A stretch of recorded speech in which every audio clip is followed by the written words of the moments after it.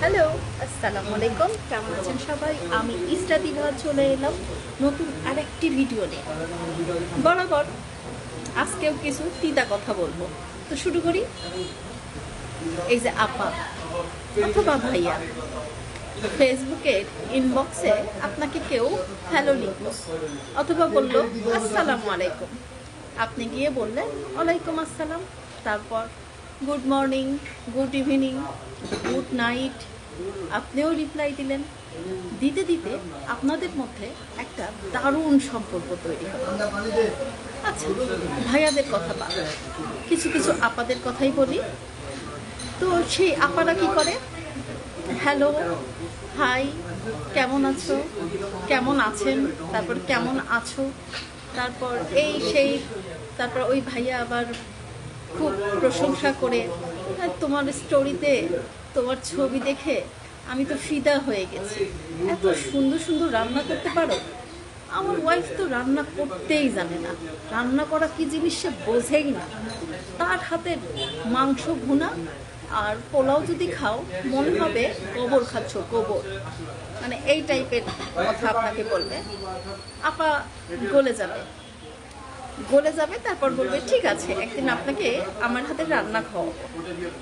তারপর মিটিং হবে, মিটিং একবার হবে, দুইবার হবে, মিটিংয়ের পরে হবে শপিং, ভাইয়াটা আবার শপিং করে দেবে। শপিং করতে করতে তারপর একদিন হবে ডেটিং।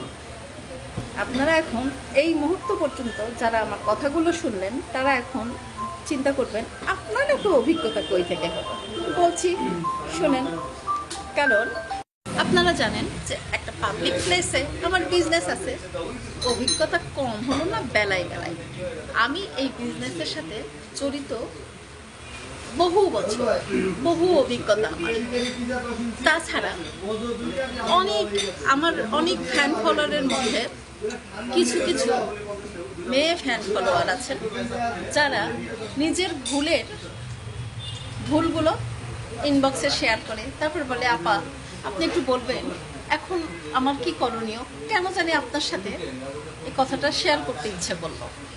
আমি নাম বলবো না বা কোনো কিছুই বলবো না, কার জীবন কাহিনী আমি বলছি, কিন্তু এটা বাস্তবতা। এটা আমি প্রচুর দেখতেছি এই ফেসবুকের কল্যাণে যা হচ্ছে।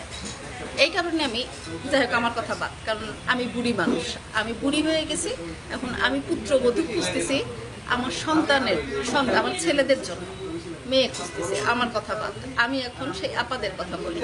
আপারা প্রথমে কি করলো, মিটিং করলো। কয়েকবার মিটিংয়ের পর তারা শপিং করলো। শপিং করে দেওয়ার পর সেই ভাইয়া আবার সেই আপাদেরকে ডেটিংয়ের অফার করলো। আপাও চিন্তা করলো ও আপা এর মধ্যে আবার সংসারের ওপর তার মানে আগ্রহটা আগের মতো নাই। স্বামীকে দেখলে তার বিরক্ত লাগে, স্বামীকে বা ওই ভাইয়ারও স্ত্রীর সাথে ভালো লাগে না, স্ত্রীর গায়ে খালি ঘামের গন্ধ পায়। তারপর মানে স্ত্রীকেও ভালো লাগে না, আপার হাজবেন্ডকেও ভালো লাগে না। আপা আলাদা রুমে ঘুমায়, বলে গরম আমি পাশের রুমে ঘুমাচ্ছি, তুমি তো আবার এসি সহ্য করতে পারো না, ফ্যানের বাতাস সহ্য করতে পারো না, জোরের ফ্যানের স্পিড দেওয়া যায় না, আমি পাশের রুমে ঘুমালাম। কিন্তু পাশের রুমে ঘুমে সে কী করে, চ্যাটিং। যাই হোক চলছে, এরকম করে চলতে চলতে তারা ডেটিং করলো। একবার, দুইবার, ব্যাস দুইবার। এরপরে কিন্তু আস্তে করে দেখবেন ওই ভাইয়া ওই আপাকে ব্লক মেরে দিয়েছে, অথবা ওই আপু ওই ভাইয়াকে ব্লক মেরে দিয়েছে। কারণ এই রিলেশনগুলো হয় অতি আবেগে।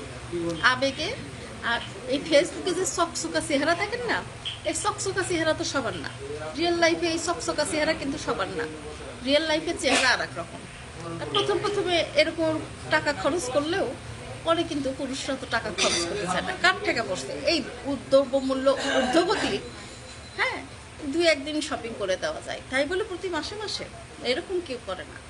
যাই হোক, এই ক্ষণিকের সম্পর্কের কারণে অনেক সংসারে অশান্তি, অনেক সংসারে।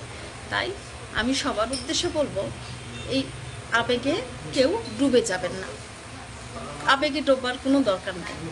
ভার্চুয়াল জগৎটাকে ভার্চুয়ালি ভাবেই নেবেন, এটাকে রিয়েল লাইফে কখনো ইনভলভ করবেন না। আমি করিনি, আপনারাও করবেন না। আমি রিয়েল লাইফে 3 সন্তানের জননী, 3 পুত্র সন্তানের জননী, এবং আলহামদুলিল্লাহ আমি স্বামী সন্তান নিয়ে আল্লাহ পাক আমাকে অনেক ভালো রেখেছে।